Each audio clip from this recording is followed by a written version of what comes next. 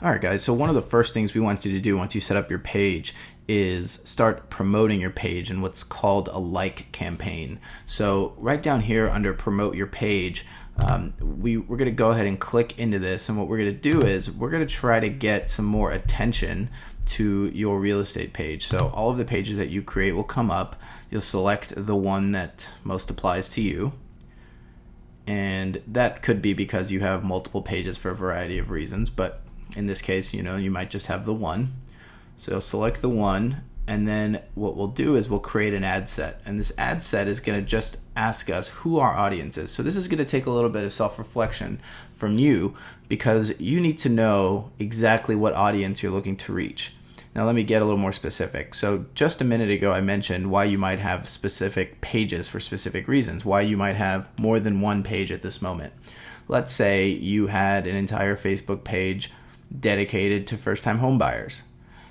That would mean that audience that you're creating in this section is going to be completely different than another Facebook page that you have that maybe is dedicated to condos and townhomes, right? Maybe you want to be an authority. Maybe you want to be the condo king of Memphis, right? You can do that. You could set up a page specifically designed just for that purpose, and therefore your audience would be, very specific to that particular demographic. So think about who your page is going to resonate with mostly, right? Again, that goes back to kind of that niche, right? What niche are you doing? If you're doing seniors, you're going to want to move the age range up quite a bit, right? And you're going to want to see, how many people fit within that age range, right? So here, this part is going to take a little bit of self-reflecting from you just to see, okay, who is my audience?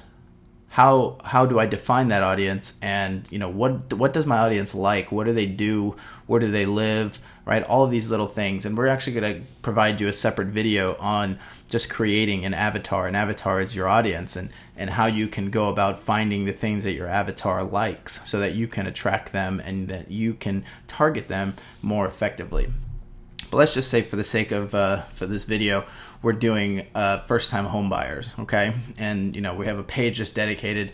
Blah Real Estate is dedicated purely to first-time home buyers. So we'll go ahead and we'll select the area that we're going to be living in, okay? And then the age range that we want to work with. Okay, now again, even first-time home buyers might vary from region to region, and they could even vary in age, right? So we'll go ahead and we'll keep it. Even though first-time home buyers don't usually go up to 45, we'll keep it at 45, okay? And I actually like to split men and women. You don't have to, especially for a like campaign, but it's always good to know who's clicking your stuff more, who's engaged more, so that you can possibly target them more specifically later down the line. And I'll just give you a quick example on that as well. We're going to be choosing an ad budget here in just a minute. I usually go with $5 a day. That's how much I like to spend on any given ad. And that includes men and women. So if I'm split testing, I'll spend $2.50 a day targeting men and $2.50 targeting women. So a total of $5. Let's say after a week of running it, I realize that women 34 to 45 have been clicking and liking and sharing my content 70% more than men. Well, I might just ditch men altogether and just start targeting women in that age range at $5 a day.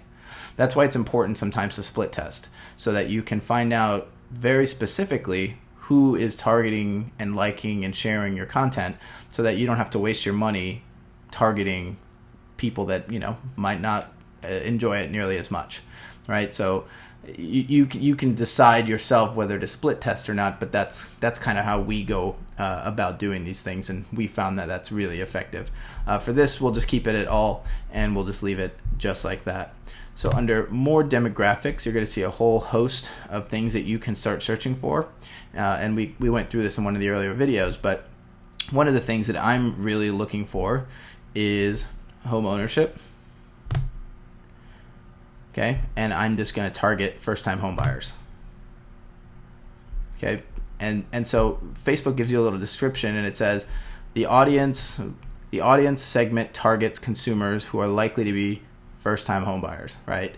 That doesn't mean you should exclude renters either, right? People who are renting, because they are also likely to be first-time home buyers as well. But For this, we'll just keep it at first time home buyer. And then you can start looking for interests if you'd like. I usually don't. Interests start to really refine the search, and you can see between 25 and 45, we're already at 44,000 people within 50 miles of San Jose. So, that's starting to dwindle down pretty significantly. Behaviors, if we were doing sellers, I'd probably tell you to come in here and look at the residential profiles, and then, we could see some of the stuff that we can start filtering down a little more. But in this particular case, we'll leave it like that. We'll come down to the daily budget. We'll make sure that it says daily. And again, we'll put it at $5 a day. And this number could be whatever you want it to be. I like $5 because the math is easy. But you might find something that really works. And when I had some really good lead magnets that were working, I was doing $20 a day because I knew what my return was going to be. So we were okay moving that number up. But at some point, this number can only go so high, right? So if you're reaching 20,000 or 2,000 people a day, at 44,000 people, and assuming that all of them are on Facebook all at once, you only have a finite amount of time with that. So keep the number low. Start really, really low if you'd like, $2.50 a day or $1 a day just to get your feel for it. But, I like $5 a day. And we're going to optimize for page likes. Okay, and the reason that we're doing that is because when we send out this message, okay, and it says, we'll get down to it right here. When we send out this message and it says, blah real estate, and you're gonna put, what your page is about. I'm just gonna leave it. My page is about real estate. We want people to like that so that when people start seeing your content over time and with ads, this number right here is going to be the amount of people that have liked your page, and that's going to be some sort of social proof that your page is worth looking at. So we want to get that number up before we really start running a lot of ads because we want to build that authority. There is something to be said about just getting likes for the sake of getting likes, but again, we want the majority of the people that are liking your page to also be interested in your content, right? That's how we generate business. But for the time being, you might get some random likes from random people who have random Facebook pages and they're just liking for like's sake. And that's okay, right? Because at the end of the day, it's just going to build your social proof in the eyes of other people. But again, we really want quality likes from quality people so that we know we're targeting and we're doing the right stuff. Okay.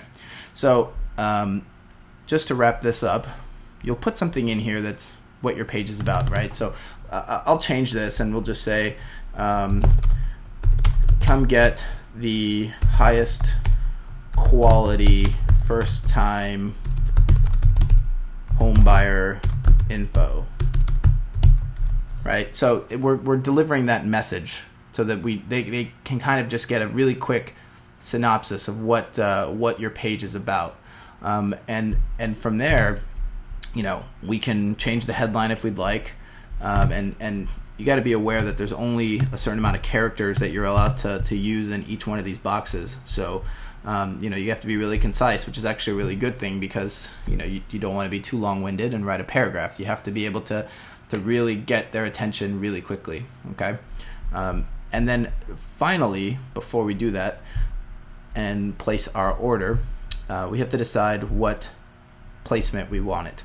I don't want to use right-hand rail column here, and we're going to get into what all of these three are more specifically down the line, but this is another place where you could split test, where you could start running it on desktop and then decide to run it on mobile and see who's clicking your stuff more often.